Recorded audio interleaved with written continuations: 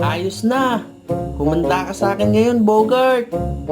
Ang bilis mo naman gumawa, Guren. Bago pa lang kami magsisimula eh. Ano na naman ang ginagawa niyo rito mga bata? Maghahanap na naman ba kayo ng gagamba? Hindi po, Lolo. Nagsawa na po kami sa gagamba, kaya gagawa naman kami ng ibang content.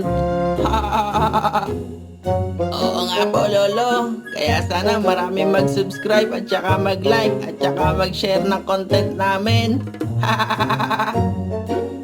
Nagawa po kami ng bambugan, Lolo, para mabawi namin ang teritoryo namin kay Bogart. Bambugan ba ang tawag niyo dyan?